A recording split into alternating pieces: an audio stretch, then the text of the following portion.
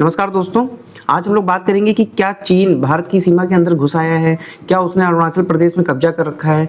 क्योंकि ये सवाल जो है सिर्फ़ मेरे मन में नहीं चल रहा है, ये सवाल जो है आप जैसे कई लोगों के मन में ये सवाल चल रहा है। क्योंकि अगर आप सोशल मीडिया या फिर आप देखें तो कई जगह पर ये मैसेजेस के थ्रू और वीडियो सर्कुलेट हो रहे हैं, जहाँ पर कई लोग अरुणाचल प्रदेश के लोग जो है वो इस बात को लेकर के वीडियोज़ डाल रहे हैं कि चाइना जो है भारत की सीमा पे कब्ज़ा कर रहा है। कई जगह पे उसने भारत के जो वहाँ पे सीमावर्ती जो इलाके हैं, वहाँ पे जो उनके गाँव थे, जो उनकी ज़मीनें थीं, जो उनके चरागाह थे, जहाँ पे वो अपने जो पालतू जानवर हैं उनको चराने ले जाते थे, जहाँ खेती करते थे, वो धीरे-धीरे चाइना की आर्मी ने कब्ज़े कर लिए हैं। चाइना की आर्मी अब वहाँ पे उनको जाने नहीं दे रही। उनको उनको एक तरीके से उनको वहाँ से भगाया जा रहा है। वो अपने ही खेतों में, अपने ही घरों में जा नहीं पा रहे हैं। अपने ही गाँव में जाना उनके लिए बहुत मुश्किल हो चुका है। और इसके लिए उन एक लेटर भी सर्कुलेट हो रहा है जो कि उन्होंने गवर्नमेंट ऑफ इंडिया को लिखा है कि आप इसमें इंटरवेन करिए, हमारे जो हैं गाँव जो है, हमारी ज़मीनें जो हैं उसमें वो अंदर आ चुके हैं। इसके अलावा कई सारे ऐसे वीडियोज़ आ रहे हैं जहाँ पे वो क्लेम कर रहे हैं कि लगभग 60 किलोमीटर अंदर तक वो एंट्री कर चुके हैं।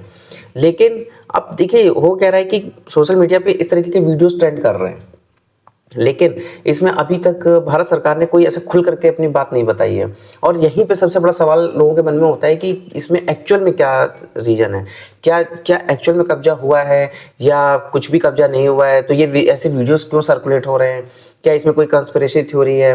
देखिए, अगर आप बात करते हैं तो जब भी ये ऐसा पहली बार नहीं हुआ है। आपने पिछले भी कई सालों में आपने देखा कि जब इस तरीके की चीज़ें हो रही हैं, तो बहुत सारे जो जो इस बात का क्लेम करते हैं, उन्होंने सैटेलाइट इमेजेस शेयर करी हैं, उन्होंने वीडियोज़ शेयर करे हैं, उन्होंने इस तरीके के बहुत सारे उन्होंने मतलब घर तरीके बताए गए हैं कि कैसे-कैसे किस तरीके से वहाँ पे चाइना ने अपने घर बसा दिए हैं, वहाँ पे गाँव बसा दिए हैं, सैनिकों को बसा दिया है। तो ऐसे वो विद प्रूफ दे रहे हैं।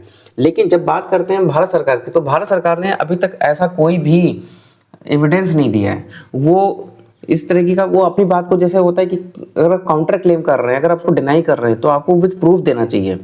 आपने ऐसा कोई भी प्रूफ नहीं दिया। अब जब बात आती है कि प्रूफ नहीं देने से तो चल क्या रहा है? देखिए, जब भी ये मामला संसद में भी पहुंच चुका है, संसद में भी इस पर चर्चा हुई है, कई बार कांग्रेस और अन्य विपक्षी दलों ने इस बात को लेकर के सवाल उठाए। लेकिन हो क्या रहा है कि अरुणाचल प्रदेश में बीजेपी की सरकार है और असम और जितने नॉर्थ ईस्ट है वहाँ पर भी ज़्यादातर में बीजेपी की सरकार है या एनडीए की सरकार है। अब वहाँ पर वो इस चीज़ को किस मुंह से एक्सेप्ट करें या क्या वो डिनाई करे, क्या एक्सेप्ट करे? अगर लोगों के मन में ये साइकोलॉजिकल बड़ा वो इम्पैक्ट होता है कि अगर ऐसा कुछ भी नहीं हुआ है, तो फिर बीजेपी खुल करके इस बात को विरोध क्यों नहीं करती है? और अगर ऐसा हुआ है तो उसको काउंटर में क्या करना चाहते हैं? तो देखिए, उस तरीके से खुल करके इन्होंने अभी तक कोई भी एविडेंस नहीं दिया है और इसमें ब्लेम गेम चल रहा है। ब्लेम गेम कैसा है कि एक तो वेग टाइप के बयान दे दिए जाते हैं कि चाइना हमारे 1 भी इंच पे कब्जा नहीं कर सकता है। अरे एक्साई चीन पे वो कब्जा ऑलरेडी कर चुका है। एक्साई चीन उसने ले रखा है। अब इस तरह की बातें जो हैं आप सिर्फ एक एविडेंस के बगैर सिर्फ कोई भी आप बोलेंगे तो वो सिर्फ एक हवाबाजी है, वो बयानबाजी होती है। अब आपको या इस टाइप की जो वीडियो सर्कुलेट हो रहे हैं अगर वो गलत हैं तो आप एविडेंस भी दीजिए, प्लस ऐसे भ्रामक वीडियोस सर्कुलेट करने वालों पर आप कार्रवाई क्यों नहीं कर रहे हैं? तो कहीं ना कहीं लोग आपसे भी सवाल पूछ रहे हैं कि आपका स्टैंड क्या है या आप सिर्फ और सिर्फ मामले को डाइवर्ट कर रहे हैं। देखिए, अभी तक जब पहले होता था तब बीजेपी का एक बिल्कुल साफ रुख होता था कि ये तो नेहरू की गलती है, ये तो 61 में कब्जा हुआ था, उसके बाद से कब्जा नहीं हुआ है, 56 में कब्जा हुआ, 50 में कब्जा हुआ। तो इस तरीके से, लेकिन वो अब ये बताते हैं कि हमारे राज्य में सब कुछ सेफ है, हमारे में बॉर्डर सेफ है, हमारी आर्मी स्ट्रांग है, सब कुछ है। अगर सब कुछ स्ट्रांग है तो कोई कैसे एंट्री कर रहा है? और अगर एंट्री नहीं हो रही है तो ये सब कैसे गांव बस जा रहे हैं? क्या सैटेलाइट इमेजेस झूठ बोल रही हैं? ये कहीं कभी आपके अलग अलग सोर्सेस से चीज़ें आती हैं और आप हमारे देश का मीडिया जो है, कई सारा मीडिया जो है वो तो सवाल ही नहीं करता है, वो गोदी मीडिया में कन्वर्ट हो चुका है।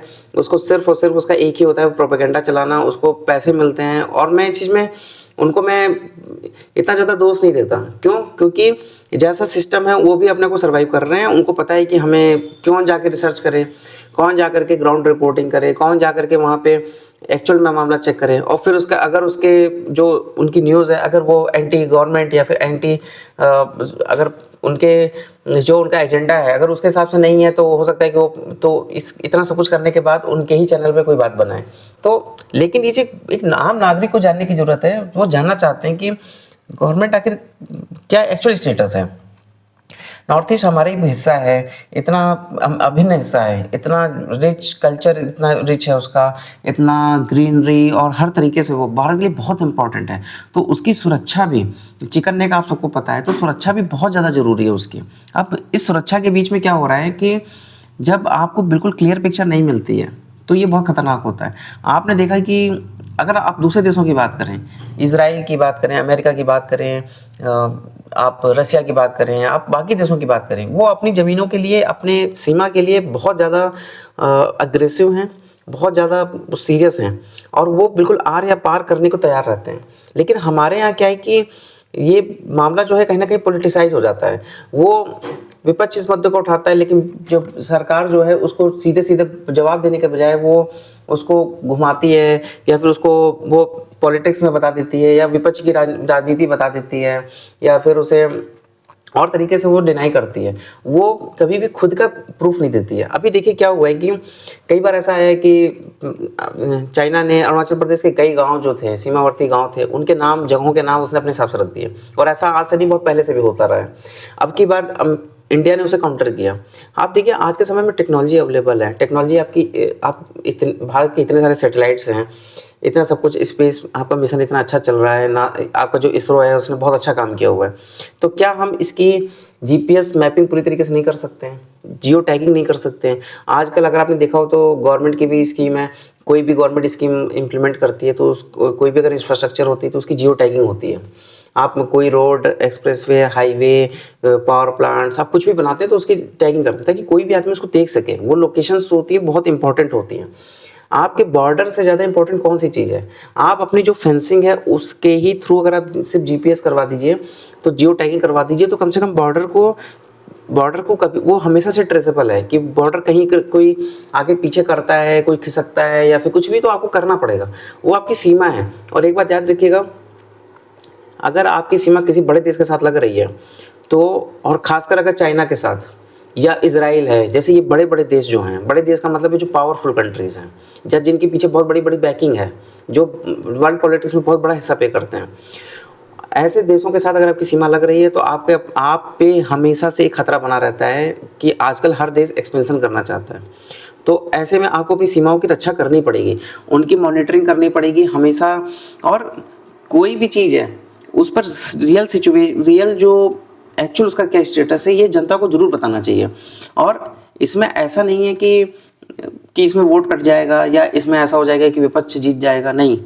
देखिए, ये हमारा देश हो चाहे कोई भी देश हो, जब देश पे बात बन के आती है तो ये हमेशा से हुआ है। अगर देश पे बात बन के आती है तो पूरी की पूरी देश, उसकी जनता जो है वो हमेशा अपनी सरकार के साथ खड़ी हो जाती है। और ये हमेशा होता है। आप किसी भी देश का एग्जाम्पल उठा लीजिए, चाहे आप यूक्रेन का एग्जाम्पल उठा लीजिए, रसिया का उठा लीजिए, ईरान का उठा लीजिए, अमेरिका का उठा लीजिए, फ्रांस हो गया, इसके अलावा और भी कई सारे देश हैं।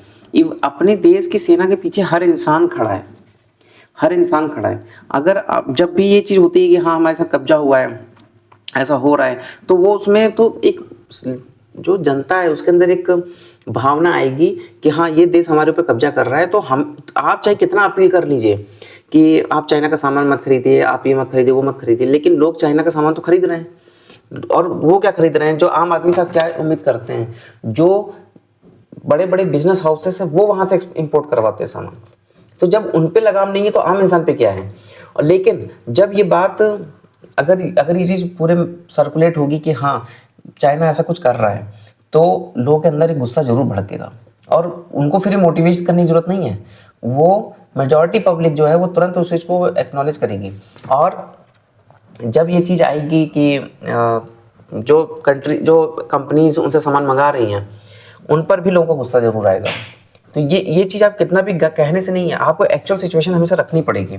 अब जैसे बात करते हैं कि किस तरीके से, मतलब आप अगर आपका बॉर्डर लग रहा है और आपके यहाँ इस तरह की चीज़ें हो रही हैं, तो इसमें चाहिए कि वो भारत अपने खुद वीडियोज़ रिलीज़ कर सकता है, खुद वीडियो रिलीज़ कर सकता है, बाकायदा जीपीएस लोकेशंस रिलीज़ कर सकता है कि देखिए हमारे यहाँ पे हमारी चौकियाँ हैं, हमारी सेना यहाँ तैनात है, उसको बता सकते हैं। और वो कोई सुरक्षा से रिलेटेड नहीं, आप बस इतना बता दीजिए कि हाँ, हमारी सेना यहाँ पे पेट्रोलिंग करती है, इतना हमें जानकारी होनी चाहिए।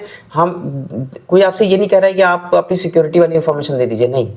लेकिन आपको ये बताना चाहिए कि हाँ, ये हमारी सीमा है, पेट्रोलिंग हो रही है। आप अपनी सीमाओं को, होता है ना, बिल्कुल डिमार्केशन बहुत प्रॉपर कर लीजिए। और ये इंडिया और चाइना, देखिए आज के समय में ये भी मैं आपसे कहना चाहूँगा कि इंडिया और चाइना की जो इकोनॉमी है, जो डेवलपमेंट है, वो बहुत फास्ट ट्रैक है। आपने इसमें कोई भी डाउट नहीं है, चाइना आज दूसरे नंबर की वर्ल्ड की सुपर पावर बन चुका है। इंडिया की बात करें तो वो चौथे नंबर पर है, और इंडिया भी बहुत तेज़ी से आगे बढ़ रहा है। और जिस हिसाब से भारत और चीन पड़ोसी हैं, तो आपस में अगर किसी भी चीज़ को लेकर के सीमा का विवाद हो, या फिर कोई अगर बॉर्डर डिमार्केशन नहीं है सही से, कुछ जगह पे ऐसी भी हैं जहाँ पे पर्वत पठार, नदियाँ, बहुत कुछ है, जंगल आ जा रहे हैं, वहाँ पे बहुत ज़्यादा डिमार्केशन क्लियर नहीं है, ग्लेशियर हैं, तो वहाँ पर चाहिए कि एक बार बैठ करके कोऑर्डिनेट करके आपस में डिसाइड कर लें। आखिर बांग्लादेश के साथ भारत ने डिसाइड किया, बहुत सारी चीज़ें उस भारत ने बहुत सारे गाँव बांग्लादेश को दिए, बहुत सारे बांग्लादेश से ले लिए, एक्सचेंज कर लिया। आज भारत का बांग्लादेश का बहुत अच्छा बॉर्डर हो गया, पोरस बॉर्डर था, बहुत अच्छा बॉर्डर हो गया आज। इसी तरीके से म्यांमार के साथ भारत एक पहल कर रहा है। जब बांग्लादेश और म्यांमार के साथ भारत कर सकता है, तो चीन के साथ क्यों नहीं कर सकता? और ये चीज़ दोनों के हितों के लिए है।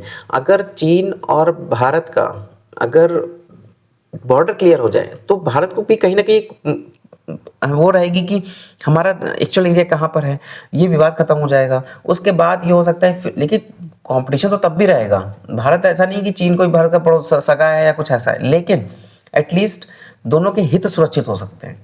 हम अपनी जब इस टाइप की जब घटना होगी, तो हम ये चीज़ क्लियर कर सकते हैं कि हाँ, ये हमारा क्षेत्र है, हमको ये चीज़ मेरा कब्जा में है, तो हमें इसमें कोई हमारा क्या सिचुएशन गड़बड़ हो रही है, बिल्कुल एग्जैक्ट पता चलेगा। तो ये चीज़ होगा।